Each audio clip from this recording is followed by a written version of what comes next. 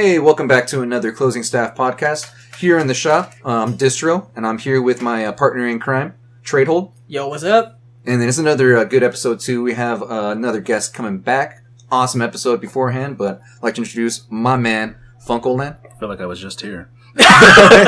Long time no see, right? Again, Cash Wrap is not here because he's still under the weather. Yeah. He's feeling better. He's just being safe. He has a status ailment, yeah. He's got poison afflicted. Yeah, right. He gets the right, elixir. He gets the right he needs the antidote. Yeah, he needs the antidote, exactly. Some antidote or herbs. a remedy. Or Asuna. Yeah, right. Yeah, there he is. There Yeah. it is. With that being said, just excited to have another episode here in the shop. But we wanted to talk to you more about perception as far as GameStop goes right now, especially with all the events that have been happening. Yeah, the lockdown, the quarantine. Public perception of GameStop. We touched about this with FuncoLand actually in the last recording, in that, now that Reggie's on the board, people are paying a lot more attention to what GameStop is doing, seeing these offers that they have, and are crediting it to Reggie, even though they've been there. So I know FuncoLand has actually been wanting to talk about the perception, like the public people's perception of GameStop for a while now. Oh yeah, because it's been all over the place. I feel like it's been one of these things where it's up, it's down, it's up, and then now it's just been down for the longest time. And we touched about it in the last recording too. I know that FuncoLand actually wanted to talk about what it is with Reggie being on the board of directors now and where GameStop might be headed. Yeah, a little more direct too. Like, what is GameStop's identity right now? Because for a minute that's the problem. GameStop has been searching for their identity for several years now. It's been years, yeah. It's been absolute years. And what is it for you right now? Well, I see GameStop for what it is because I'm a person who's actively runs a business, so I see what GameStop's doing at its core. But again, public perception is something you're probably going to hear a lot here in this episode. The way people perceive you is absolutely everything. And whether you do things right or whether you do things wrong, it's their opinion of you. And that's something GameStop has tried for many years to get footing on. I've been a fan of GameStop for a long time, and I've never quite understood why they can't seem to get things right. And, with the consistent revolving door of CEOs who are there for maybe a year, 6 months, a week, 24 hours. Yeah, they just jump off ship. They literally jump and abandon the ship because they realize that GameStop itself is mired in so much negativity. And, one thing I ask, I have a little series of questions I ask all my clientele, all my consumers who come in. Are you a frequent, buyer or shopper at GameStop? And either they'll tell you, oh yeah, no, I go to GameStop once in a while, or the more common one that you'll hear is that no, I don't like GameStop. F GameStop. Ew. It's a terrible place. They pay you nothing for trades, and this is just. And I ask them, when was the last time you were there? And it's 4 or 5 years. Yeah. You know what just changed in 4 or 5 years? Yeah. Everything. People change. People change all the time. Their perception changes. People's taste in clothes, music, movies, car you drive, maybe the person you're dating. They all change. To be fair, also some people passage of time they don't keep track of. It might not have been 4 or 5 years in their mind, but until you ask them, they were just like, oh yeah, it has been. Like 4 or 5 years. It's been a long time. But even asking somebody like, oh, it was like back in 07. Yeah. To them, it was like not even that long ago. Yeah. But looking at it now, it's like 10 plus years. It's forever ago. But I watch a lot of different YouTube videos about various degrees of business and things of that nature. Some people might be aware of a YouTuber by the name of Camelot, who posts a lot of videos about GameStop and their unfair business practices, the way they treat employees. And he did so many of these videos, he got on GameStop's radar real quick, to the point where he was getting sent cease and desist letters about exposing the business of GameStop, getting in on corporate conference calls, which is a big. I don't know how he was doing that. That's crazy. Yeah, no, he did. He got himself into conference calls, which means he has a mole. He has several people. I feel like if you were cool enough with somebody, especially in my store, how close knit we were. Realistically, if you wanted to get a mole in there, you can get a mole in there. You can get anybody in there. Yeah. All they need to do is just sit in the back room with you. Literally, all it takes is just a little bit of persuasion. Yeah. Exactly. Just let me just sit here and listen on. You put somebody on speaker, you can hear everything. Or just leave the door cracked real quick or something. Yeah. Oh, yeah. Put the phone on speaker. I was going to say, or you can just put down your smartphone and put record. Yeah. You can listen to it afterwards. Yeah. You can listen to it. Yeah, absolutely. Or Absolutely. So GameStop has been dealing with this guy for the past year plus with his videos. If you can look him up on YouTube, I don't know his full name. I just know it's under Camelot something. Yeah, I was gonna say I don't follow most YouTubers. But he talks about unfair business practices and the things that GameStop does, basically pulling back the curtain and showing everybody how the sausage is made, and that's what most people don't want to see. But there's definitely a necessity for understanding, who you're dealing with. And I think that's more so now this day and age than ever. People feel very entitled. They want to know, does the business I frequent, the business I support, do they also support my ideals? And that's really up to, your own opinion. Like, oh, I won't shop at this store because this guy's part of the NRA. Things like that. And that's a commonplace thing. That wasn't necessarily the issue, 10, 15 years ago, but it's definitely an issue now. Right now, amidst this whole COVID-19 scare that we got going on, unfortunately, we have people who are xenophobic. Yeah. And it's unfortunately very sad. And I read a story the other day on my Facebook about a friend of a friend who's unfortunately they had got racially slurred and mistreated because of their ethnicity.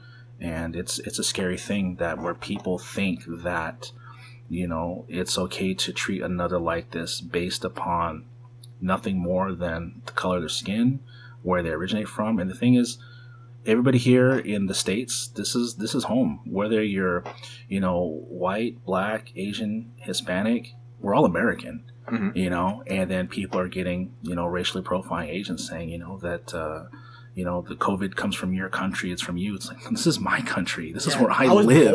I was born here. Especially like what Professor Ray was saying. A lot of people are forgetting that, United States is a diverse country. It is. That's the origin of it. It is the most diverse country in the entire world. It's something we take a lot of pride in. And this is no different when we had 9/11. People like Sikh Muslims, people who don't understand the culture were attacking. These are some of the most friendliest, kindest, nicest people you'll ever meet in your entire life. And they were being attacked for nothing more than the color of their skin.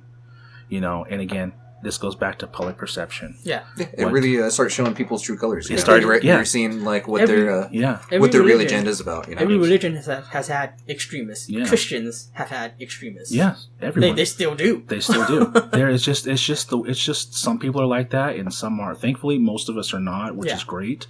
But it's not the majority. It's the minority that speaks up typically the loudest and demands the most change.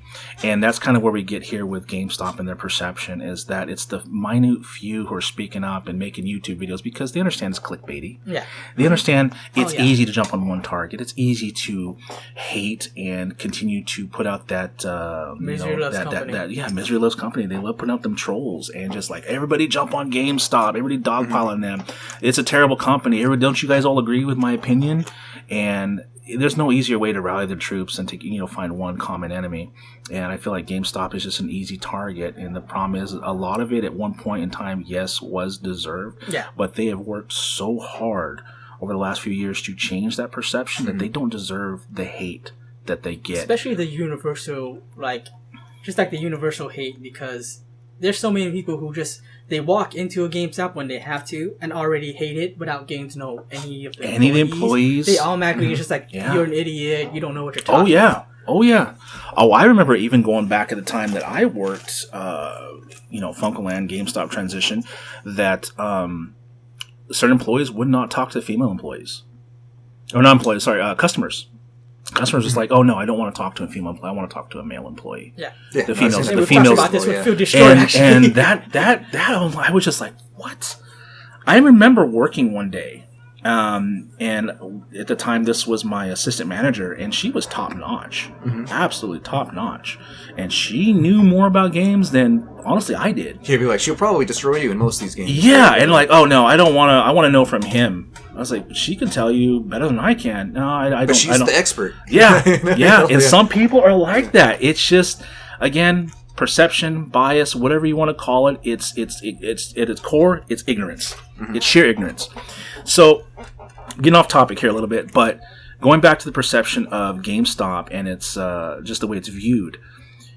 every so often you go through Facebook, Instagram, Twitter, whatever it's somebody's ranting, somebody's saying something negative about the social media, lambasting GameStop yet again. That changed. That changed when Reggie was announced that he was a member of the board. And I remember my Facebook blowing up. And everyone's like, I can't believe it, Reggie. So I started skimming through the comments, like, what's going on? All the comments are positive. Reggie's going to fix it. Yeah, no one wants to talk about Reggie. Yeah, nobody has a bad thing to say about that man. And it was so good because that was the right move for GameStop. Now, I don't know if GameStop approached Reggie or Reggie approached. Yeah, we talked about this. We talked about this. I was really curious. Perfect survey, who approached who in that situation? Well, I mean, these guys obviously. Reggie understands that for the nature of the business to continue to move forward, GameStop is instrumental in continuing to, push out physical media. And some people say GameStop's been digging their own shovel by doing digital, allowing you to purchase digital. They basically plan their own funeral, which I don't believe that is the case. At some point, yes, in the future, we will go digital, full digital. And unfortunately, stores like GameStop may not be around at that time. It's just the truth, unless they evolve. Unless they evolve. They might become GameStop.com again. It very well could, and that's interesting. That's something right there. That is something I have thought about amidst this whole COVID-19 pandemic scare that we're all experiencing here around the world globally. Is that this is going to teach you a lot about yourself, your businesses, and how you continue to function in society. And I'm the type of individual, I have lived through some serious hardships, more than most realize that I've gone through. But those hardships are there for a reason, to teach you, to make you stronger, to make you better, and to show you your weaknesses and where you need to improve. And I believe right now GameStop is getting a good look in the mirror of where they're weak. And Reggie can only do so much, but at the core, GameStop needs to, change a few things about themselves. They become a unified front and stop changing consistently these great things about them for things that aren't so good. The most recent one is the membership program. It's still the same price. You get $5 coupon a month that essentially, if you stack it all throughout the year, you get $60 to spend however you want. But you gotta wait a year for that. And who's going to do that? Yeah, exactly. GameStop, to me, had it right with their elite membership. You pay the $20, you get 20% off all used games. I could tell you, I was buying used games weekly. Weekly. I love that. And it double stacked. It double stacked. And some people, for listeners out there who may not know about this, I don't know if you guys have talked about this or not, but the Cheap Ass Gamer website, CAG16, double stacked with that 20% off. That's right, 36 CAG16 for those out there who don't know. If you go online, you purchase from GameStop's website for pre-owned, CAG16 is still in effect. You can still get 16% off. And if you have, can't have, but if you did have that 10% off still, some people, I guess they still have it. I don't know how that works anymore if you had an extended membership, but it double stacked. I used to get 36% off all my used game purchases. It's essentially a buy two, get one free every time I bought games. It was great. I loved it. And then they took it away. Because they caught on. They caught on. This isn't making a good business right I just don't understand. I've watched videos recently of all the GameStops closing. They're scheduled. I believe it was announced within this past week. GameStop announced 300 stores in the U.S. are closing. Yeah, like straight closing. Straight and not just closing. Due to quarantine, but straight shutting down. Straight shutting down. They're trimming the fat. And then people would go in, purchase stock inventory that's there. And then at a percentage and then take it to another GameStop literally less than 5 minutes away. And then resell it. And then reseller trade it in and make profit. And I'm like, how? Who is running this thing that does not pay attention? Like, how do you do about that? Yeah, it just blows my mind. They're buying Xbox One X's at like a bargain now. I think $200 a piece or something like that, and then retrading it over for $250 or $275, something like that. And it was just like, and it's like, oh my gosh, are you kidding I feel like me? they're just they're running too much on the algorithm right now, because I feel like these deal of the day stuff that happen, there's not someone like out there picking and choosing. It's just some computer system that probably selects the items. Well, even then too is like to a FuncoLand's point too, as well as having a united front.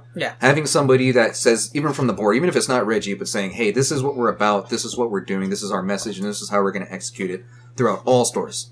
As opposed to right now, I feel like they're all over the place where it's just like, we're closing down these stores. Like, well, we haven't even come up with a plan of how we're going to sell that inventory. Or not even coming up with a game plan of how to transition into this place. Sure, we're cutting the fat, but you're almost hurting ourselves with these like stupid deals. These stupid deals are hurting them. Through, and they're hurting the bottom line. It's actually hurting them as opposed to closing these stores down and trying to capitalize on what inventory they had left. I would imagine, and I don't know for any type of facts, but I would assume that once a store is deemed as closing down, they typically want to get it wrapped up before end of the month, or else they're responsible for next month's rent. So I know there's several stores around us right now that are closing up, and with these stores shutting down, if it was me in charge, I'd be like, wrap up all the inventory in boxes, let's get it back to Texas, and then they can redistribute. Yeah, that's the logical thing to do, right? But it's not what they're doing. Instead, let's sell it all off for a fraction of the price, and then buy it back at above. Which makes zero sense. I don't know if anybody from GameStop is listening, but if you are, I mean, honestly, that's a big hole in your net right there. You need to fix that. And if this company is expected to survive, and me personally, I want GameStop to survive. I do too. Yeah, I feel like we're all pushing for GameStop. There's too many people wanting GameStop to shut down, but they don't understand what's going to happen if it does. Exactly. If GameStop shuts down, there is going to be a massive nationwide reset of all game prices. Yep. And right now, with retro being what it is, GameStop being as large as it is, they're able to mitigate and keep some prices under control. Because they can show sales of those prices and actually like, all right, this is what it's really going for. Yeah, they can see what the market is. They can control. They can actually kind of control the market at some points. But if they're gone, that sheriff is out of town. It's like the Wild West again. And that's what happens. Now all the bad guys are going to come out and they're just going to start jacking the prices up, scalping the prices. As somebody who sells retro, and I can go back, I've been doing this for quite a while now. I remember when I first started, say for example, copies of Super Mario World, the most commonly produced Super Nintendo game on the platform, millions of copies sold. At its absolute peak, was selling for $25-$30 consistently.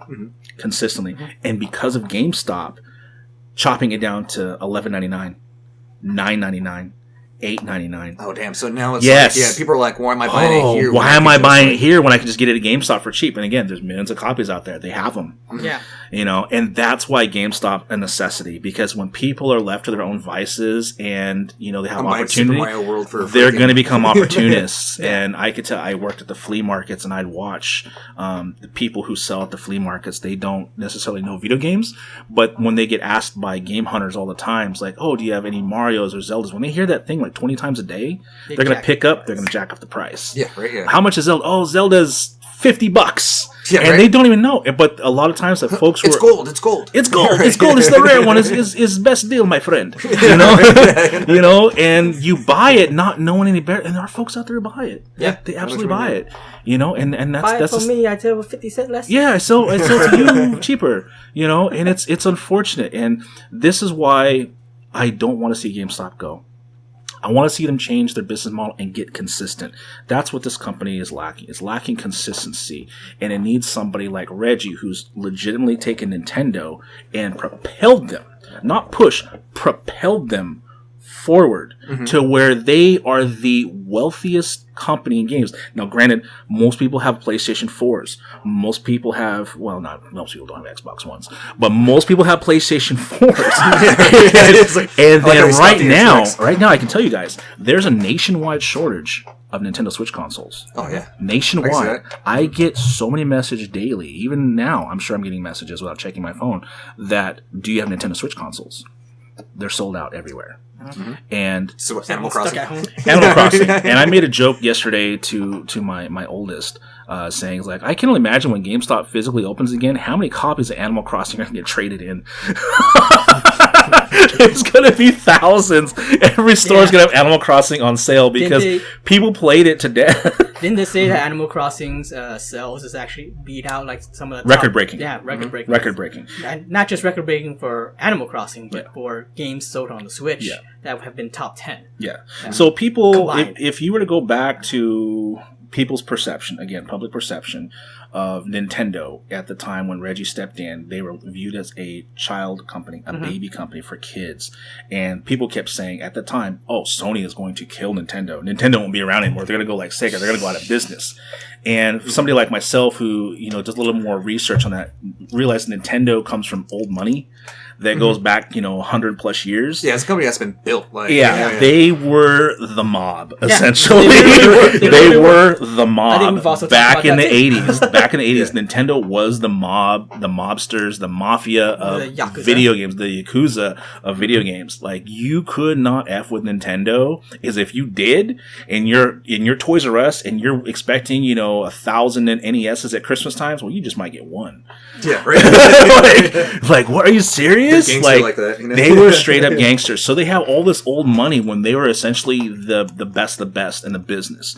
And it was only for a short period of time that Sega actually took a chunk of that market share when they beat them out, by 50%. But that's, again, a different story. So Nintendo at this point with Reggie stepping in, Nintendo's people believe that they were on the verge of bankruptcy, that they were going to go under. And Nintendo knew they had so much money that they technically had more money than Sony and Microsoft put together at the time when they were peaking sales at their very lowest. Yeah, it's like... Now Nintendo has sold more than... Jeez Louise, I couldn't even tell you how much they've sold right now. This whole thing has got everybody on the Switch. But see, even beforehand, like when the Switch first came out, like, people wouldn't believe me. Now it's almost like, no, I sell more Switches than I do any PlayStations or Xboxes. And I was like, it's Switch, and then PS4, and then Xbox. But as a consumer, I could tell you, I wouldn't have believed that either. I would assume that more people play PlayStation 4, but I'm telling you, the Switch... Almost like I'd sell 5 Switches per PlayStation that I sell. So imagine how many Switches are out there in order for Nintendo to sell out of allocation across the nation. Yeah, right? That's crazy. And that's legitimately crazy. But remember that Nintendo is also known for, and this doesn't mean that's true, but they're also known for, low stock. Yeah, they've been known to put out really low amounts to get the demand up. So and that it's smart. Open their doors, that is marketing. That's marketing 101. Supply and demand. I caught on to that quick being like a manager at GameStop. Like, you start seeing them like, damn you, Nintendo. Oh no! I mean, if you go back, probably what year did the Wii come out? 2005. Wii came out, I think it was 2006, right? No, was that holiday? I think it might have been 2005 because it was before the PlayStation 3, and PlayStation 3 was 2006, if I remember right. Yeah, it was. I believe it was 2005, and I remember at one point in time, I actually got to see a piece of paper from GameStop Corporate telling all stores, even though they had an overstock abundance of Nintendo Wiis at the time, this was many years later down the line, to withhold product. Yeah. Mm-hmm. And I was like, are you serious? They're like, yeah. That was a famous thing. If a customer calls, you tell them we do not have a Nintendo Wii. And they created a false demand. Yeah. It was a notorious situation. Yeah. It was genius. It was. Yeah. It was genius. Absolute genius. Now you can't give away a Nintendo Wii for whatever reason. Yeah, right? It's like, technically in this current situation, you can. You can't actually have enough to stock to sell. Yeah. Now, as an independent retailer, I could tell you Nintendo Wiis are really hot right now. Yeah. Really hot. So it's crazy, you right? can do a lot of stuff with them. You can. Especially if you're trying to play like freaking... What's the Super Smash Brothers mod? Like, the people play a lot. Project M. Project M, Or like, Project Plus now. Project Plus I learned that one recently. Project Plus, when I misquoted somebody in the Smash community, I was like, you guys play? He's like, no, this is Project Plus.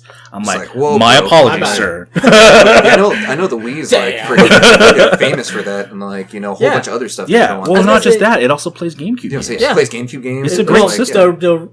The initial editions, at least the initial launches. Mm-hmm. Yeah, but I don't think the Wii really it did drop in value, but it still sold decently well as compared to like the Wii. Oh, it was one of their best selling consoles. The only thing outsold that was I believe the original NES, and then the Nintendo DS Lite is the number one. When it first came out, best selling console. It was crazy. It's like to get a Wii, like it was intense.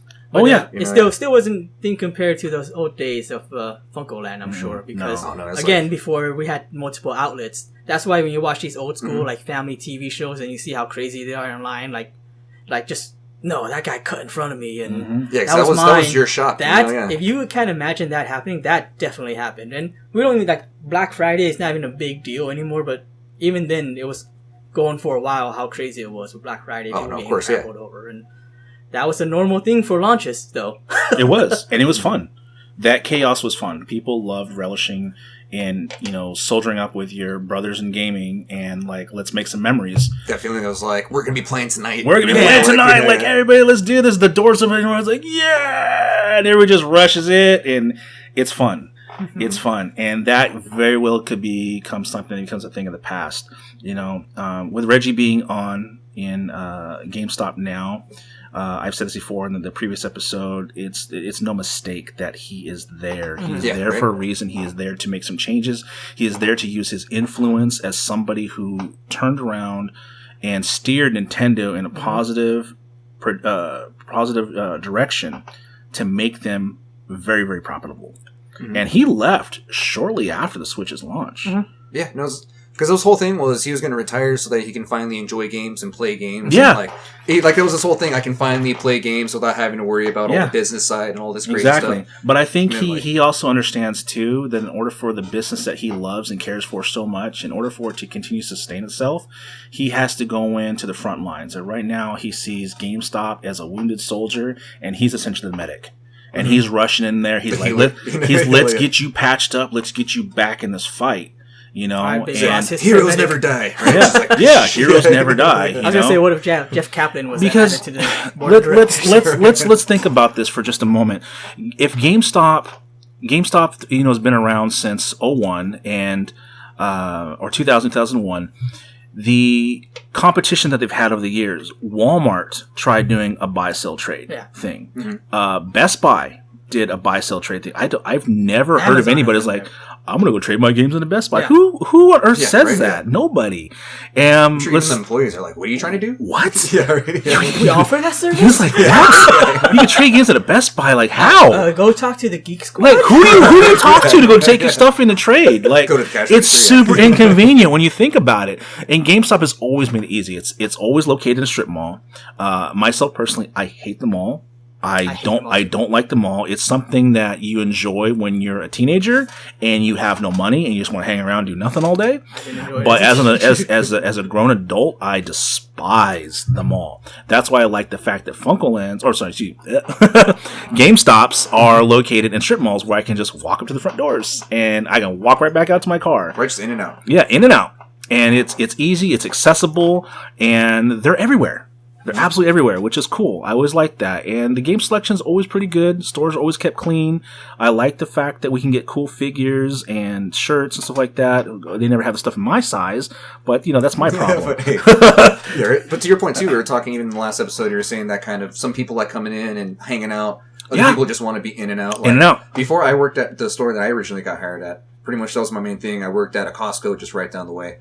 I'd get off my shift, be super upset, just be like, I'm just going to get my game, go home, like grumpy, Yeah. But as soon as I walk in, I could see, like, who's this? It's the NCAP, he was on an episode beforehand. And I'd be like, hey, NCAP, what's going on? He'd see me, it's just like, he'd become a regular, like, hey, what's going on? Oh, what are you picking up? Oh, I need a Bioshock. He's just like, 1 or 2. Just give me both. Like, let's go. Yeah. It goes over, real quick talk, I know he's having a good, he's having a good day, it brings my spirits up. Yep. I'm chilling, I know I'm coming back next week, we're having a good experience, out the door, real quick. And honestly, NCAP's always really, like, he's always really, like, happy. Like, he doesn't show if he's down. Yeah, so it's like that perception. I was like, man, now at the end of the shift, I knew it was like, I'm having a shitty day. I'm going to go into GameStop real quick. I know NCAP's going to be there. I get to talk to him about RPGs, maybe about for 5 minutes real quick if he doesn't have a line, and I'll be out. And it makes you feel better, It makes you feel like, and that was my perception. I was like, I wanted to work there. Yeah. I can maybe be like, I can see myself there and being one of those people that can help that out, Yeah, it's like, I feel like nowadays they're kind of losing that even, where it's like, people are going in the store, employees are grumpy. There's no real clear message here. People are like, "Oh, you're shopping at GameStop? Why?" GameStop is one of those interesting stores that you can walk in and be the only person in the store, and the second you go to start buying stuff and start doing a trade, like 50 people walk in. Yeah, I know. It's weird. It happens to me all the time. It's weird. All the time. And I've been there, and I feel bad. Then I feel rushed. Like, I don't want to make this person wait behind me. Like, you feel like an inconvenience. And that's just because they typically only have 2 people on staff. Yeah, right. And it sucks. And that's for like the whole day, too. Now, maybe a helper. FuncoLand was different. Even as an employee, if I went to go shop, I would just stand off to the side because suddenly everyone came from nowhere and they're lining up. I'm like, I'm going to chill here for a while. Yeah. So what FuncoLand did differently than GameStop back then is we actually had a trade section. So we actually had a specific part of the store that you'd go to. That was the line for trade-ins. And then we had a separate register, or 2 registers for sales. So folks come in just to buy, in and out. You satisfy their needs. The people doing trades, well, they understand. If they're doing a trade and it's a large trade, it's going to take time. And maybe some people beat you. That's just the way gaming goes. Yeah.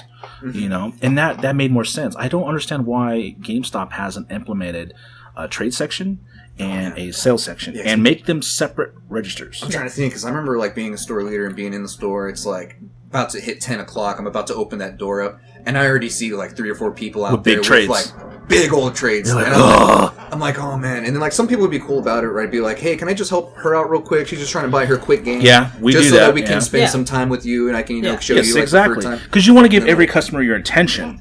And a good sales associate will do that, but not. You get some people that are just like, no, I'm here in line first. Like, I need to train my games. Oh yeah. Be like, oh man, it'll happen. Drink my beer after. Yeah, and then you get some people that are just like, nope, you're taking my trade right now, and it's kind of just like, oh man, you're one person. Like sitting there and have to take this just giant bin of just like BS garbage. Yeah, especially even like most of the time it's garbage. Yeah, and see that's another thing I've always found kind of interesting, because in my shop I'm very selective, and I'm selective for a reason.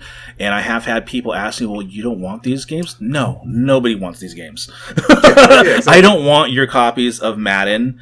I don't care if it's Madden. I don't care if you have Madden 21 right now. Yeah, right. I don't want your game. That's what people don't realize too. Is like, as a GameStop, we'll take your stuff no matter what, because we have like that quota. But I can see with you guys too, it's like you want stuff. I want quality. You want quality. I want quality over quantity. When you tell somebody no, they're probably not used to that. Yes, exactly. Which is I think it throws people off. But those who get why I do that, they're like, you're maintaining quality. It's like, here's my Connect Adventures. Yes, exactly. Like in our store, one thing that we do, the first thing we do, especially with disc-based games, is we do sticker surgery. And what I mean by that is remove like the 10 pounds of stickers on every game case.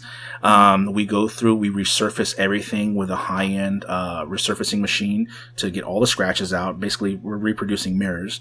And then we disinfect all these games, because you never know what's all over this thing. Oh no, yeah, for sure. We clean them. Yeah, they look gross, and some smell gross. Games where it doesn't stink. You don't think there's anything on it, but then afterwards you just feel it on your fingers. You feel the film. You just like. So we go through. We specifically use white rags just so we can show ourselves like, this is what's on your games. Yeah. And we're cleaning them up, and we're tossing rags, and we're buying more, and we're cleaning things up, and then once we're done, we polybag everything, and then we put our sales sticker on the outside on the bag. So when a customer picks it up, they're like, your stuff looks brand new. I was like, it's not new, it's pre-owned, but it's conditioned very well. Yeah. Because I want you to go home, I want you to open up that plastic bag, I want you to see the nice mirror that you just purchased for a fraction of the cost. You get a high quality game, and that it's clean, and it's exactly what you want for the price you want. That's what I deliver. That's what I work very hard. Buying that pre-owned game, you look in the back and it's just ripped. Yeah, it is. And I've been to a lot of independent stores, and I've been to a lot of GameStops, and believe me, I just study the analytics of customer interactions, how long they spend in the store, what's the average person purchasing, what are they buying, how much are they spending, their age. I look at all those things. They all matter. Yeah, we're saying like presentations, definitely. Presentations, everything. Even and that's when Tradable would come in, like I let him know, be like, I have this one copy. I'm trying to find the nicest boxes. Like, the only thing is there's like the price label on it. I don't know who the hell threw the price label on it. I don't do that. But then I became surgical, like to where I knew like I could take it off without leaving literally nothing on there. So then I'd be like, like I know what you mean. Like, there's nothing like selling somebody like the box where it's pristine, the art's pristine, the disc is nice, it's got the booklet, it's got everything in there. You're just like, here you go. Yeah, it's all about that presentation and how you take care of things. I think it's funny too because we polybag everything. The pre-owned games look great, but now people don't even look at the label to see whether it's new or pre-owned, because there are new stuff in there. Yeah. But it's not what the store specializes in. Yeah. So it's retro, it's pre-owned, but again, quality over quantity. I like seeing the walls filled with good games. I like being able to tell people about the games that they purchase from us. I think that's a great thing. It's a wonderful thing, and that's part of what I liked about GameStop is those interactions with their employees. Just like you're saying, was it NCAP? So it's like NCAP was dude, somebody who can positively spin your day around in the right direction just because of the type of associate that they are, type of individual that they are, and also, as Tradle was saying, somebody who doesn't show if they're having a bad day or not. Mm-hmm. It's about the job first and foremost. Cricket was good at that too. Yeah. Yep. And with all things considered right now, the current state of affairs through globally and especially in the nation right now with GameStop. Reggie's on board, and I don't think anybody really foresaw, matters with the COVID-19 taking a lot of us out of our place of business and forcing us to do business differently.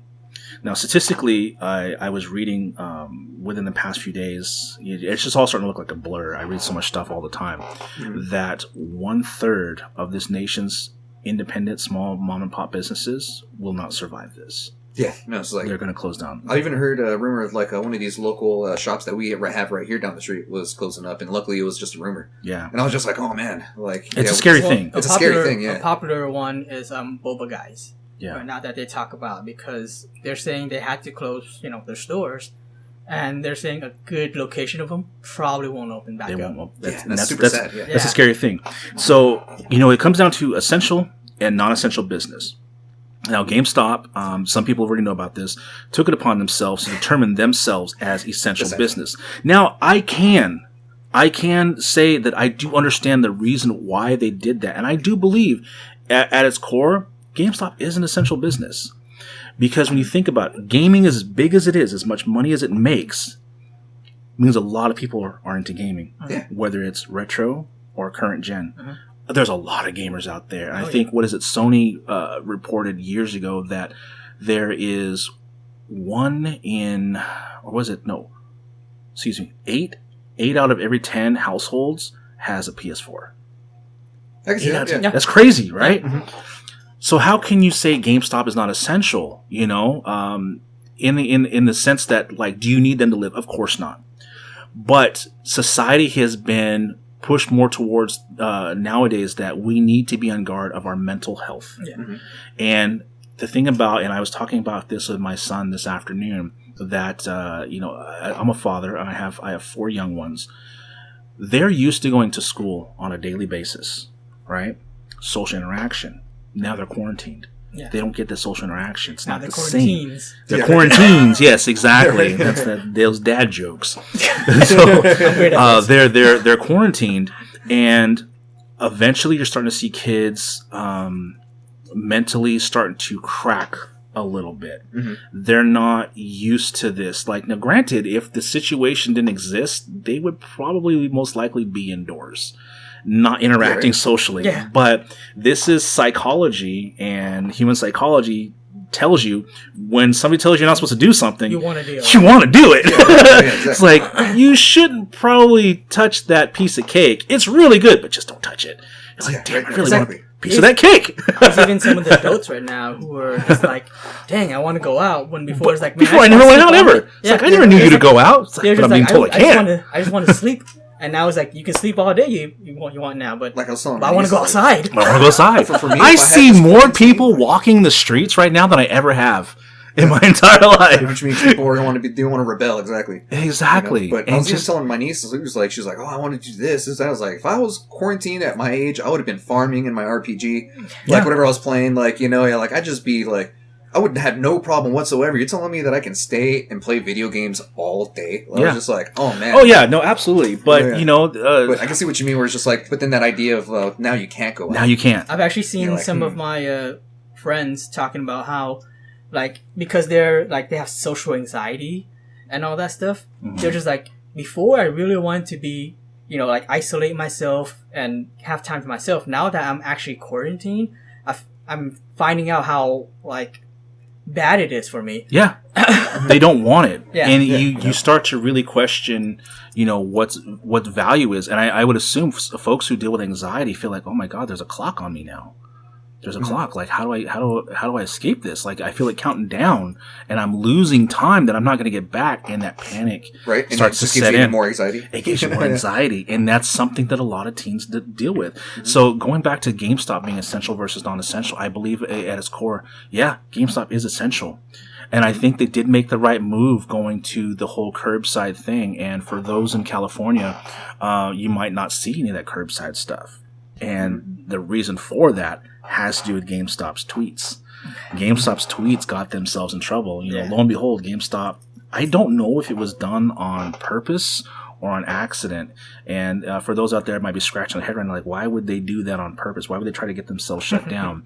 Well, there's some instances where, your insurance kicks in when you're forcibly shut down. And I believe that could possibly be what they tried to do, was to get themselves shut down by a local authority or somebody with some clout, so they can enact paying out their employees insurance policies to get people paid. Reggie's first course of action. No, you guys are doing this all wrong. Wait for till I shut you down. There's always something behind the scenes that most people don't realize. Oh yeah, that is very true. That's already true on GameStop. It's interesting. I've learned two things, being a wrestling fan and being what they call a educated mark. Somebody who understands a little bit of how it actually works. And back in the late 90s, Paul Heyman, who was the one running the scenes behind ECW, he owed a lot of his wrestlers a lot of pay. A lot. And the company had already been liquidated out. However, he was going through a whole financial type situation with somebody of some type of importance. I don't want to say government or whatever, but some type of officials that determine like how much you owe and how people are going to get paid. And he was put in a position where he knew himself that if he spoke on this, and it would ruin everything. But if he did it and allowed it to ride its course, that by default, all of his employees would be paid all the money that they were owed. And so he kind of threw himself out there as a sacrificial lamb without them realizing he couldn't talk about it. And he had to do what he had to do. And even right now, Vince McMahon with WrestleMania and the locations he had signed up for, I can't remember the name of the arena, but the arena, essentially, whenever you sign a contract to one of these things, you're responsible for X amount of money. And if you break that contract, you get hit with what's called liquid damages. And liquid damages is essentially money that the venue would have brought in that you're now responsible for because you booked that date. And it's on you. Yeah, right. And so he wanted them to cancel, not him, because then his insurance kicks in, and then he's not responsible for that anymore. So there's always a reason. There's always an ebb and flow to everything, and I believe that might be what's happening with the GameStop. But yeah, I can see it. As far as like their agenda is, like, how can we not lose tons of money, but still help our employees. Yeah, still help our employees out. Yeah. I don't believe GameStop wakes up every morning, and I think some people really get this wrong. That like, you know what? Let's just be evil today. How can we torture our employees, our SGAs, just a little bit more? For the longest time, like when Kotaku really jumped on the hate board, and like the hate train, and like you started seeing. Oh yeah. Oh gosh. I remember people would come in and almost look at me as if I was Darth Vader or something. Yeah. Like I was the face of GameStop myself. You're terrible. I'm just trash and terrible. And exactly. How could you dare do that to somebody? Like you scum. I'm just you like scum. And they're like, wait. I didn't do that. I just work here. And that's what they treat like every employee as a representative of GameStop. Well, I tell them like, no, they just pay my rent. Like they basically give me my check, but I'm no way in shape or form the face of them or can speak for them whatsoever. And again, that comes down to something that I touched base earlier on. It's public perception. Public perception, and that's one thing I believe Reggie's going to attack first is public perception, and to get GameStop back on track. And now with the whole, like I said, the whole COVID-19 ordeal going to curbside pickup, going to online purchases, that's all fantastic, and it's showing them their weaknesses where they need to strengthen up. However, through GameStop's tweet, and I don't know if they anticipated this happening, it was almost like a sense of audacity, like how dare they determine themselves essential when it's clear that they're non-essential. And again, it depends on which side of the fence you're standing on. Whether it be for maybe the person determining that. Like, I know it's the biggest thing we'd see people once they come in and be like, "Oh, I don't know anything about video games. Like, just tell me, tell my kid whatever." Yeah, exactly. So you got folks who understand the importance of keeping a mental health in check, and then those who don't even think about that. And I was at one point one of those people. I was like, I never thought about that until it's kind of put out in my face, and like, oh my gosh, there's a lot of folks out here who struggle with that. It's important to be mentally healthy and aware. And so GameStop, through putting out that tweet that they were essential and they were going to shut down, and the mandate or the little corporate letter they put out, like if law enforcement comes in to say that they're essential and that they're not shutting down, eventually made its way all the way to the governor of California. and he shut them down. He didn't just shut them down like you're non-essential, you need to shut down, but he pulled the business licenses of every GameStop in California. Mm-hmm. Now, what does that mean? That means GameStop cannot physically operate any brick and mortar location. So if you're curious, it's like, why aren't we seeing any curbside pickups? Because the business license were pulled.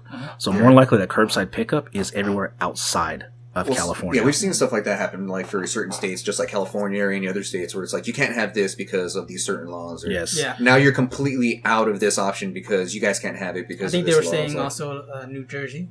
Or it's like, yeah, it was like the same situation. Yeah, because like, I remember even before, like a super one too. I remember like stores in California couldn't sell like the Lancer replicas or like or like the Gallagher stuff like There's that. There's a lot of California is one of those states that are exceptions to a lot of rules, and then also rules in general.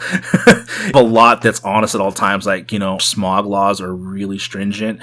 You can't purchase catalytic converters from back east and have them shipped. Can't do that. You cannot have guns shipped. Longer wait periods. One thing that people probably ask me, they'd see these posts on GameStop is like, oh, GameStop's doing the same as cash. That's fantastic. Exclusion California. And they're like, well, why doesn't California get it? Because you realize that like 90% of GameStops are in California. Like that's the majority of business, majority of trades. It would bankrupt the company paying cash on all this stuff. Like, what are you trying to ship? Oh, a Gallahorn? Oh no, you can't send that. You can't send that. That thing's got Wolfpack rounds. You got exactly. You cannot do it. You got to send that back to the warehouse, boy. Exactly. So there's no telling how long it's going to take for us to get out of this whole thing. I know that we're supposed to revisit this in early April as far as the mandated shelter in place lockdown. With GameStop and Reggie at the doing what he's doing. I don't want to say he's at the helm, but he's kind of like at the helm is as far as the public's concerned, because people are now watching and seeing what GameStop's going to do next, and I feel like they gained some public support through all this. I would say that there's some people who say, oh, he's just board of director, he has nothing to do with corporate, but I think obviously board of director, he probably has some consultation that he's doing too. So especially it's not like he's ineffective. Oh yeah. The man has clout. Yeah. He has absolute clout, and what he says is going to be listened to very, very closely. Now, going back to something that we kind of went off topic about, although we were still in the same vein of the topic of the day, but shutting down GameStop entirely, like people are hoping, people don't probably realize that would kind of just ruin the trade economy. It really would. Because nowhere else has any reputation of trading your games in. No.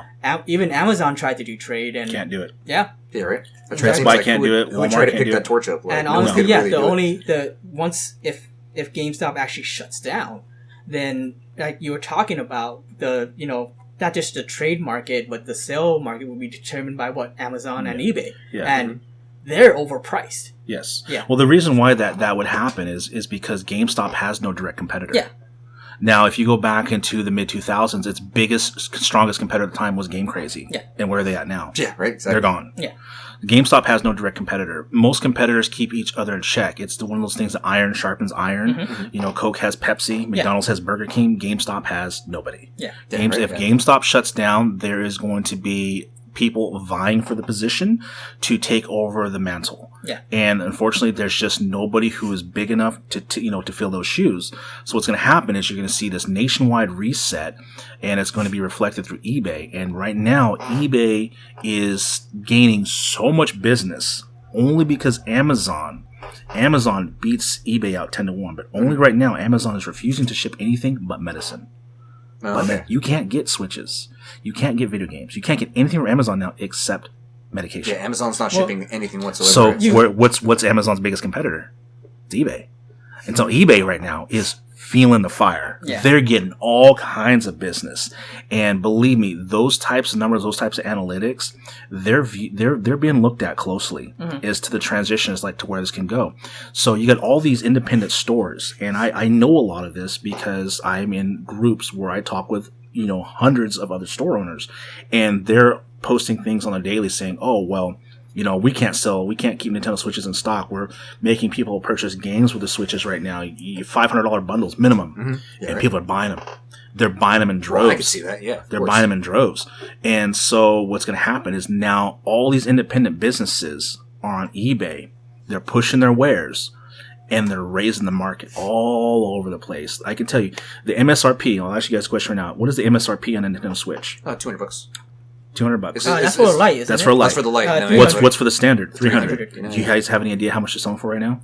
Probably like $450. 450? $4 to $450. I was gonna say $5. Yeah. That is the crazy demand of where they're at. And we're talking just the unit by itself, like nothing. Oh, even the unit like, by itself is selling $250 to $300.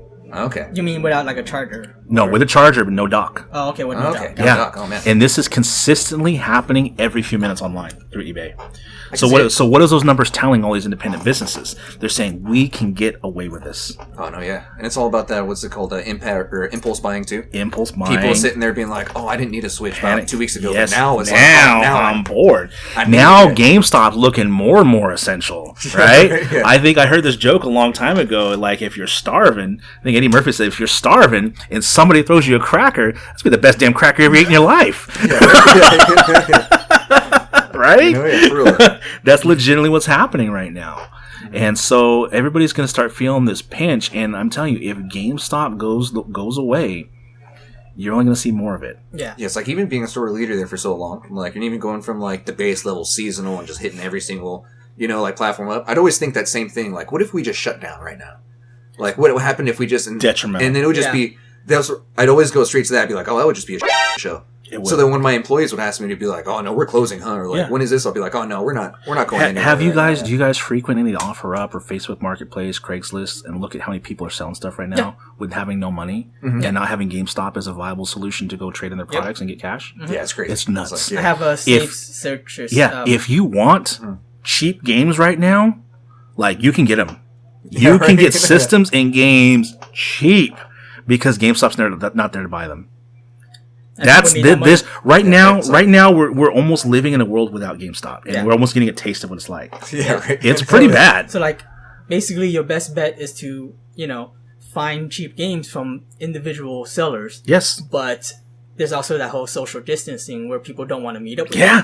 And then you have to versus that people who are selling on businesses.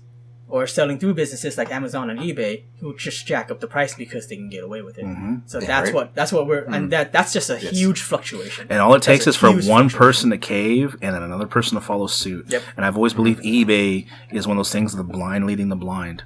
Yeah, people pull out prices, and again, as somebody who does a retro business and be like, oh, well, this sells for this much. No, that's somebody asking that much. And the person, by the way, if I could personally tell them, they're a jackass for trying to sell something, double the price. You know what? Speaking of that, even I saw a listing on OfferUp recently. Like I'm talking about the day before yesterday for Sonic R on the Sega Saturn. Oh, that's an expensive one. Well, yeah, it's still sealed. Oh, wow. Well, here's the thing: it's still sealed. The person put it up for I think $285. Mm-hmm. And I was looking up because we researched the markets on this. And the last one sold for $330. Okay. But all the ones that sold before that, and there's like a 20-month gap though. Yeah. All the ones that sold before that were around $130. Yeah. Average. So here's the thing. That's a perfect example of a wide market reset. Yeah.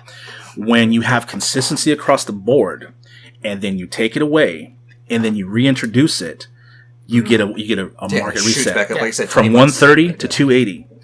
Right? Mm-hmm. Is that what you said? No. It's actually, if you're just looking at 132. So it's a $150 increase. No.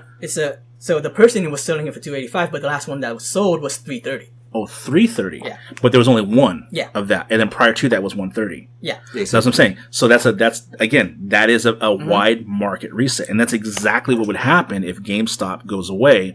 You're going to see all these prices that have been plateaued for some time.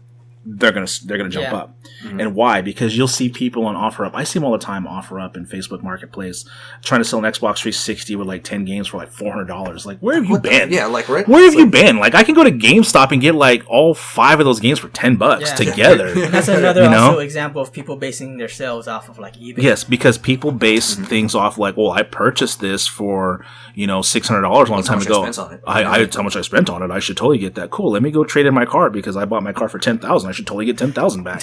You know, I didn't use it. Some people too, it's just like the game is not rare. Or It's not rare. Oh, you mean my copy of Super Mario Brothers is not rare? It's super rare. Everybody wants Super Mario Brothers 3. Remember that one time way back in a few years ago where someone bought that one of those storage lockers, and that had the Nintendo in it, and they paid for it because they're like, "Oh, Nintendo's a rare." People don't realize that Nintendo sold millions of units. Yeah, he called it Nintendo 101, and then once he got lambasted, he self-deleted.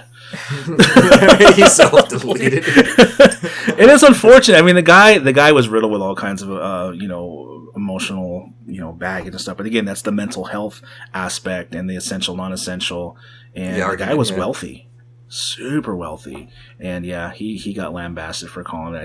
He said Nintendo DS 101, and it was original NES 101, which is billions of consoles out there. And he says worth I can't remember what he said. I don't remember. He thought 300,000, something ridiculous. Like it's the first one ever made. I'm like, dude, oh my gosh. Yeah, right. So it kind of became a joke with him and that whole thing. But yes. I mean, when we do the research, we actually look at what's sold, and not just what is listed. That's what a lot of people do when they base their prices, because they look at, it's selling for. Some people do. Now. Some people do. Some people do, but a lot of these resellers, as being an independent. And you say the term reseller. It's not a term I'm fond of. I don't. I'm not talking about you. I know. I know. But there's a difference now. People ask like, well, what's the difference? Why don't you call yourself a reseller? Well, I'm a business. I'm a private dealer. My business is not based on looking on what asking prices are and just picking the middle ground. My business is based off consistency and just quality, condition, availability, and desirability. All those things are factors. They absolutely are. I mean, comic book collectors don't collect garbage copies of comics. They want the mintiest, cleanest, crispiest one that they can find, and they'll pay X amount of dollars for it. And if you find one person to buy it, and another person to buy it, and another person to buy it for that price, well, guess what? You have consistency now. If I just grab a copy of Super Mario Bros. 3 that's sun-faded, beaten, half of it's broken off, don't know if it works, it might be Excite Bike on the inside for all I know, and I say, well, I seen one on eBay for $50, so give me 45.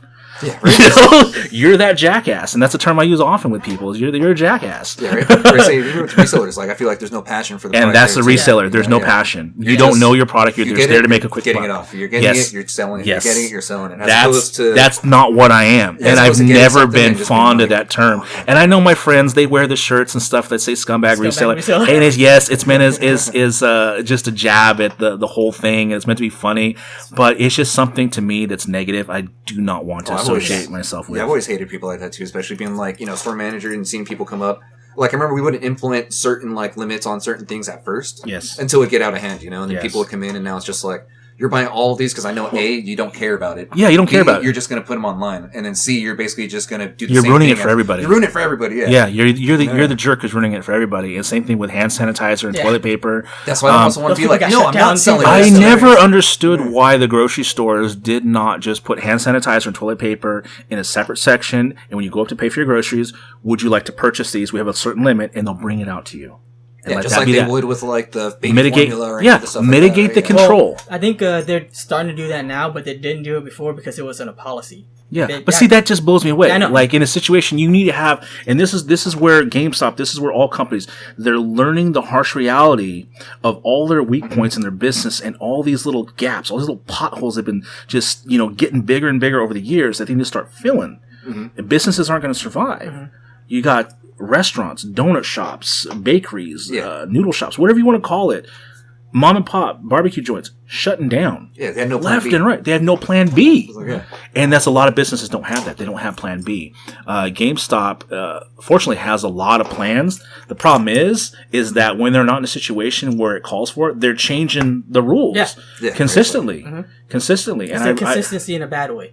Yeah. Too many changes. Their consistency is that they change all the time. It's like they're like a 13-year-old girl who can't decide what she wants to wear. And they always come right back to the same thing. They come right back to what they first put on. Again, the 13-year-old girl analogy. When they test these new policies, quote unquote, test these new policies, they don't stick to it. They don't. Because they're like, oh, this is not working. Let's go back. They don't give it enough of a chance. Yeah. I remember I had those moments where I'd actually have an employee that lasted long enough to see kind of like the changes in the company. They'd look at me and be like, wasn't this what we just did like a few months ago? And I'll be funny, like, yeah. And it's funny how often that those employees who run the store on a day-to-day basis, they are your biggest data grabbers. And for whatever reason, they're paying people behind the computer to sit there and tell you, oh, well, this is selling more. Like, look at the numbers. Look at this. Yes, that does have a factor in it. But there's also the stuff you can only learn by physically being there at the front lines and knowing what's going on on a daily basis. Knowing your regulars, knowing your clientele. You know, I would do a lot of inventory acquisitions based upon my clientele. I would like, well, let's go pick up a collection. Let's see, the collection consists of a lot of Sega Genesis. I know of 2 specific collectors who would be all over this. And that way I know it's a safe bet. You know, then you got GameStop who would purchase, I don't know, whatever, what's a terrible game? Throw something out there that you had an abundance of that you couldn't get rid of. I know one that we can throw fun. Aliens Colonial Marines. Aliens Colonial Marines. How many copies sat on the shelf before they did a field destroy? Too many. And that's exactly my point. You need people at the front lines telling you. You need to be listening. You know, and just GameStop, I think, sometimes treats its employees like children, like they don't know any better, and they don't listen to them as if they have nothing of value to say. Well, we made this point too. Is before their actual job title was Game Advisor. Game Advisor. You know, yeah. I'm literally advising you on games, and then it became sales associate. You know what it is? It's a person who has a job who's there daily. And a valued employee, a respected employee, is an effective employee. Mm-hmm. You have to be valued. And I've lived this. I've been through it. I demonstrate it now that you get what you pay for. And sometimes it just blows me away. If a person made $1 more an hour, or $1 more an hour, what does that affect you in a week? Not much. Maybe $40, $50, if that, depending on how many hours you give them. But you're telling me for $40 more, I get your best, and you can't see the value in that? It blows me away. Yeah, right. But people feel like I work for GameStop, so underpaid. If I gave you 50 cents more, would you be happy? Oh, yeah, I'd go crazy for 50 cent raise. So $20 more a week, and I get your best?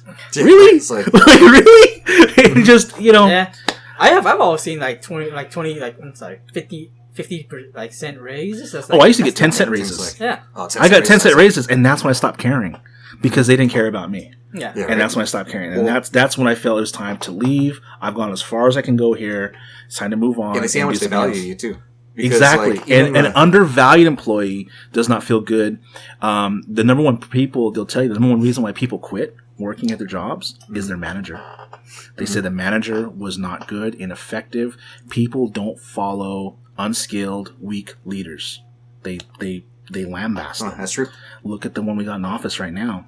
We got a whole country that if you were in any other country, you'd be in jail for talking bad about the president. But we live in a country now where people literally make memes, statues, fun of him. And you know what? He don't give a crap. He don't. Like, he's kind of a pimp in that way. He don't give a crap. But at the same time, it's kind of sad. Yeah. It's kind of sad. It's like, we mock our president? I mean, would you have thought 20 years ago, Ronald Reagan, John F. Kennedy? Yeah, right. Like all would these we mock them? Like, no, right. You can't. If you're in China, I think there was one of them. Yeah. You'd be in so much trouble. I don't think it was until Clinton or Bush. Yeah, right. Bush. That things started to change. Internet changed a lot of things for everybody too, though. So people hide behind, anonymity all the time, just talking trash from distance, and that's where GameStop gets a lot of its hate. People are just talking trash, but you know what? A lot of these people, they don't even patron GameStop. Yeah, they don't. They don't. Yeah, they stopped paying attention for the longest time. Well, it's even rough too. It's like bringing it back around too, as far as just like paying and getting raises and stuff. Like, as far as when we were at GameStop conference, my last GameStop conference as a manager, basically, we were all sitting in the hotel room. We were in Las Vegas. We were all having a good time, but we all started kind of just like spilling the dirty deets that we have, kind of like, how's you being treated here? How's your story going here? How's your experience with the district leader here, right? And we came up with a question, all of us, same district, we're all really close together. We had a group text and everything. We asked each other, like, how much are you getting paid right now? And we were saying, like, just be completely honest. Let's see how much you're getting, how much you're getting, how much you're getting. Somebody who was with the company longer than I was getting paid $4 less than I was. Place, right? Was it like region or district or something like that, right? We talked about this. Yeah, but it was everybody in our region, basically. Same region, same district. Somebody that had gotten basically hired maybe about 2 or 3 years after me, because I had some tenure too as well. Let's say they got hired 2, 3, 4 years after me. They were getting more money than I was. So I was just like, wait, how much are you getting paid? And they was like, how did you get that? You know, it's just like, well, I asked for it. And I was like, and they gave it to your store smaller than mine. Yeah. Yeah, you know, like, yeah. And it kind of turned into this thing where it kind of brought us closer together as opposed to pushing us apart. Mm-hmm. It kind of turned into like that camaraderie of just like, yeah, what is going on here? You know, like. It's that unified front. That sounds like the grounds for making a GameStop union. Yeah, no, right, no, exactly. Retail and we union. were sitting there and like, it's definitely a real thing to where you realize like, how much do they really value you? Like, yeah. What is your value to the company if you're not paying really, us all like, yeah, you know? it's really any business, honestly. You know, how much are you valued? And a lot of times, you know, when I'm dealing with people like that, I ask them, like, you know, what do you bring to the table? What is special about you, and what do you think you're worth an hour? What's an hour of your time worth?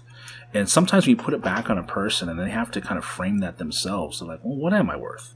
Mm-hmm. You know, and a lot of times they'll tell you, and then if it's agreeable, and a lot of times it is, a lot of people tend to undervalue themselves, and that has a positive and negative. At least one, as long as they're flexible and willing to listen and learn, they can only go up. You know, and it just depends. You know, if you value them and they bring value to your business, then pay them well.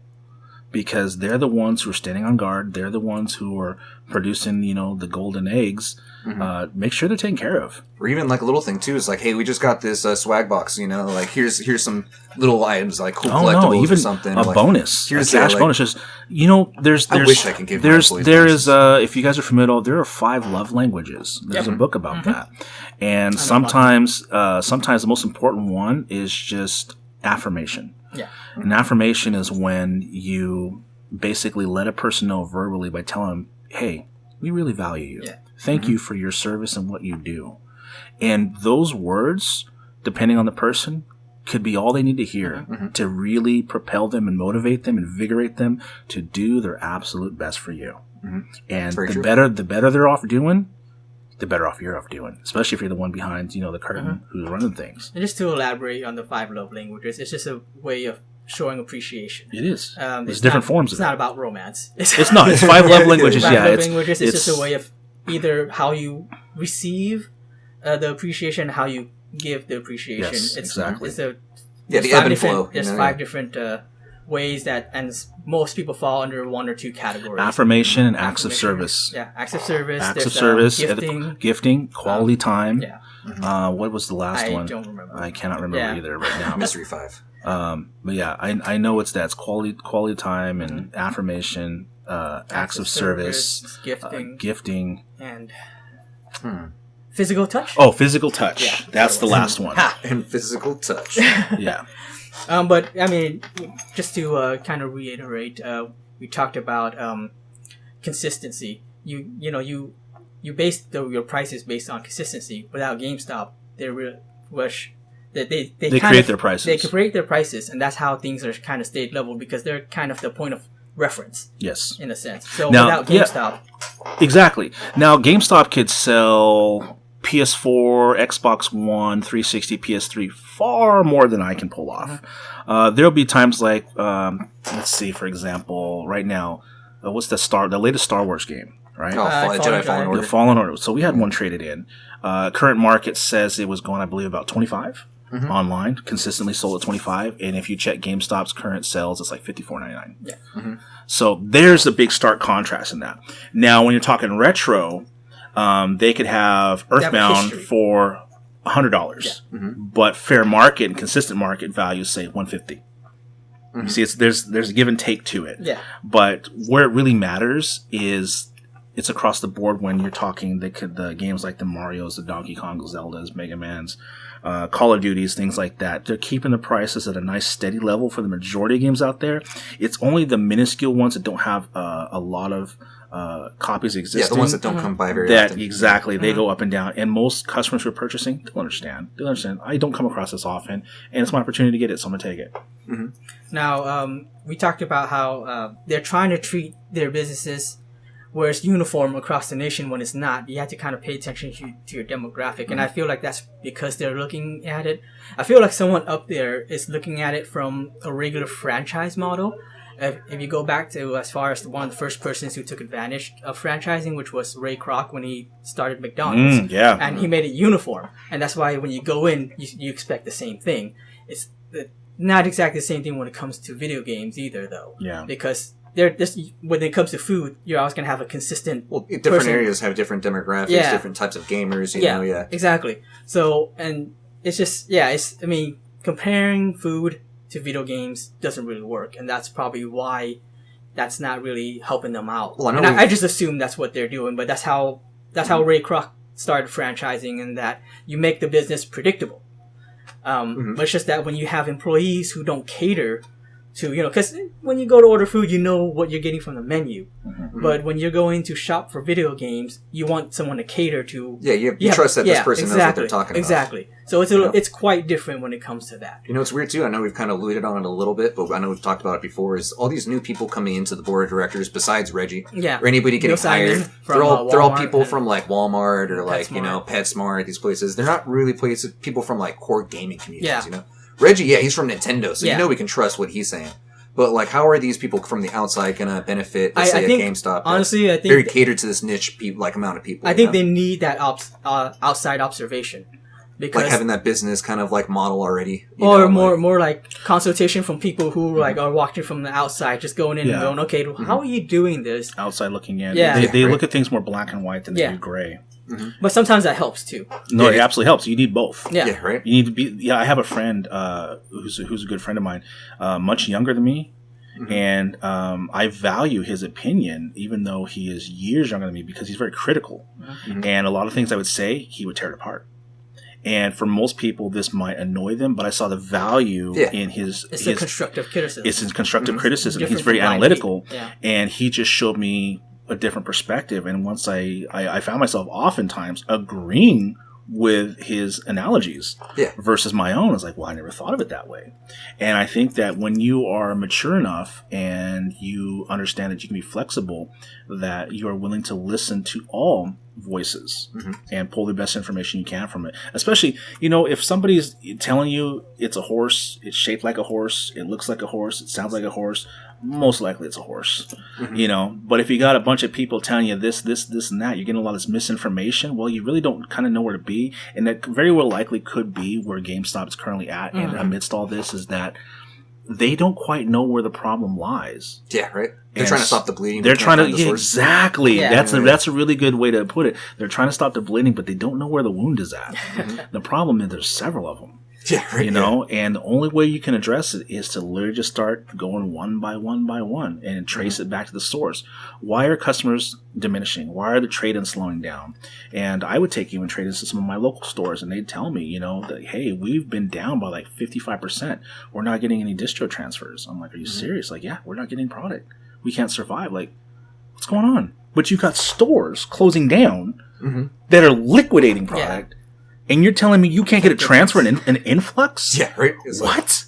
Doesn't make Who's in charge of this? And you know what? They're saying there's no plan in place. On that, there really isn't. On that subject too, because it seems like to me, like I've talked about this, they kind of work on an algorithm when it comes to some of this product transfer. Yeah, it's all just numbers especially in a machine. Like RSB, the restock stock rebalancing stock. Regional stock balancing. Right? Sorry. Yeah. Regional stock balancing. It seems like it's all worked on an algorithm, and it seems like a lot of the policies and what they come up with seems to just be more on relying on computer, calculations. Yeah, it's like but I want to actually real quick mention the FuncoLand, because back in the day, RSBs were actually handpicked, weren't they? Yeah, they were. Yeah. If we had an overstock of something that we weren't doing anything with, we'd send it back. Yeah. And it's funny because you mentioned earlier Ray Kroc.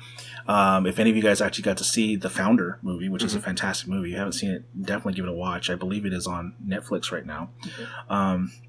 Once he started franchising out everything, and first few popped up. One of the first ones I believe was in Sacramento.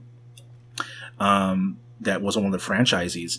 And at this time with drive-ins, people didn't quite understand exactly what McDonald's was, because drive-thrus did not exist. You had to walk up to the counter and they didn't bring your food out to you. People were like, what? It's really strange.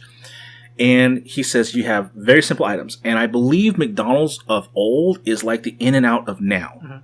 That they had a very small menu: hamburger, cheeseburger, french fries, drinks. That's it. That's how McDonald's was. That's how In-N-Out is now. I bet the quality was much better. But some franchisees took it upon themselves like, well, we're not going to make enough money off that, so we're going to start serving fried chicken, pot pies, and they started taking it upon their own selves to change things up. And what it took was somebody physically going to a location, seeing what was going on, not worried about an algorithm. And of course, an algorithm didn't exist back then, but you had to get down. Why is this thing not doing well? Let me go see what's going on. Are you guys staying up on your cleanliness? He'd find out. No, you guys aren't cleaning daily. You're not cleaning as you should. You're not restocking as you should. You're not putting up your marketing. You're not. These are all the pitfalls. Yeah, right. And it needs to be addressed on a store-by-store basis to find out where all the weakness is at. And then also, honestly, these customer surveys, they're so ingrained with, well, how was your overall satisfaction? And did your employee ask you about this? It's like, how about tell us what you don't like about our stores? Real simple.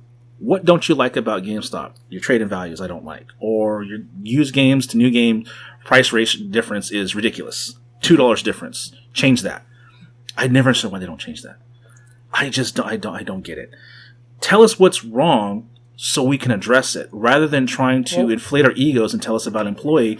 And after you fill out like 20, after you finish up like 3 or 4 surveys, and it just keeps reiterating the same thing over. Well, this employee's really good. You start finding yourself copy and pasting the same thing over and over and over. I know these guys who work there still; they can read them.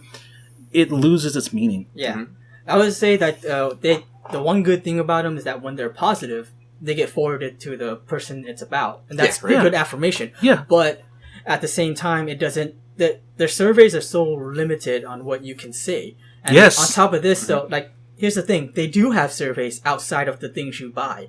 Like, when you get emails, not just the emails about the product you just bought. They have other surveys, too. It's like, hey, we have a survey here. Can you take it? Tell us, your opinion. I've taken those surveys. They have little freedom. Like, you can't barely say anything. I was ready to take the survey and go, here's what I think you guys should do, blah, blah, blah, blah, blah, which I'm sure they get a lot by just regular emails. None of that. It was like, they had like 3 questions, and then, okay, we're done. And I'm see, a lot of the questions, too, are kind of steering you towards positive feedback. Yeah. Where it's kind of like... Exactly. It's a format where it's like... absolutely useless. Yeah. Exactly. Yeah. Like I said, it's an absolutely useless survey. It doesn't accomplish anything at the end of the day. If I was in charge of GameStop, I would want to know where are my weakest links so I can get on them. Let me do the repairs. See, what's hard about now, too, is because there's so much hate, it would just probably be an influx, too. But, you'd have to weed out the constructive criticism from just that. Yeah, I just don't like this guy's face. Yeah. Yeah. Just a blind hate. And you know what? And then the second you get that, that's a red flag. Toss that, and look, you're just going to have to sift through it. Yeah. You're just going to have to sift through a pile of crap to find the diamonds and find out the ones that are actually really worth listening to. Yeah, right, where someone's actually like, hey, I didn't like this policy or something. I didn't like this policy. Or bring back the 20%. You're right. No, something like that. Bring back the 20%. I think if I heard that enough, bring back the 20%. People liked it. We did that right. Let's bring it back. Let's make a big thing about it. Let's make a big thing about it. We're bringing back the 20% elite membership. You know how many people would fly back to GameStop and like, oh, I'm getting used games. 20%'s back, baby. Mm-hmm. Jeez, I know I would. I could tell you, with how much I spent at GameStop, I would spend an average of maybe about $600 to $800 a month at GameStop. Oh, nice. Yeah. Consistently. I still buy at GameStop. Oh, yeah. Because you're getting good deals. Yeah, definitely you get really good deals. Just people just not paying attention to it. They're just not paying attention to it. When people say, I hate GameStop, my instant refute to that is, you're doing it wrong. Yeah, right. Yeah, you're doing it wrong. We've talked about it. Or find a better store sometimes, too, Yeah, it could be the case, too. I mean, the GameStops are typically not more than 5 to 10 minutes apart from each other. Yeah. Almost every town has, like, I know where I'm from, we had 4. At one point, we had 5. Oh, yeah. Mm-hmm. Yeah. We had 5. But now we're down to 4. That's a lot for a little town like ours. Yeah, right. But yeah. I think we should close it up for now. Okay. Well over time. Actually, this might be our longest recording. Okay. I like it. So, yeah, but it's been a really good one. It's been really good. I feel like we got a lot of good insight, especially from FuncoLand, having the old school insight, even coming into now with all the things that are going on with GameStop or even and as being as a competitor. I was saying, as being as a competitor, I was bringing it up too, you definitely have a good insight seeing the outside looking in, Yeah, thank you. Yeah, and hopefully, maybe Reggie and the other guys, Bill Simon and JK, maybe they actually will start to implement that whole survey thing where they're going to sift through it. And You see, as you just said, my input here. Imagine how it is for them. Getting that outside input. It's like, wow, okay, you guys are putting things in perspective. We're kind of seeing it now. Yeah. Mm-hmm. So hopefully that happens. I really hope so. GameStop gets back up to the top. I really do. Right. Or hopefully also change their name. Bring back FuncoLand. That's my biggest thing. That name's got to go. Honestly, if they were to say we're being bought out, FuncoLand's taking over GameStop, you'd see nationwide rejoicing. People have such good memories of FuncoLand. Yeah, even me. It was like, it's like, FuncoLand, man. Mm-hmm. It's the spot. If you put that, I tweeted that to GameStop. If you put it out there, man, if they just did it. Sorry, guys, we're closing up. FuncoLand bought us out. Oh my God, you guys hear FuncoLand's coming back? Well, to be fair, the person who runs the GameStop Twitter, he's just social media manager, so he can probably forward it over, but who knows what they'll do with it, right? See what happens. Yeah, right? That was before Reggie when you did that too, right? That was well before Reggie. Actually, that was like a year ago, I think, when you sent that to him. It was, yeah. It was like a year ago. I've been saying this for years. Yeah, I know. Yeah, right. For absolute years because I like GameStop. All right. Well. Thanks for joining us again. Yeah, we got to drop the gate. Yeah, we got to count the registers out. We he's been inside while the gates closed, actually. So if this was an actual GameStop, we'd probably get fired. But But yeah, no. That being said, anybody that wants to come into the shop with the closing staff and spit some opinions out or have some constructive criticism, more than welcome. Yeah.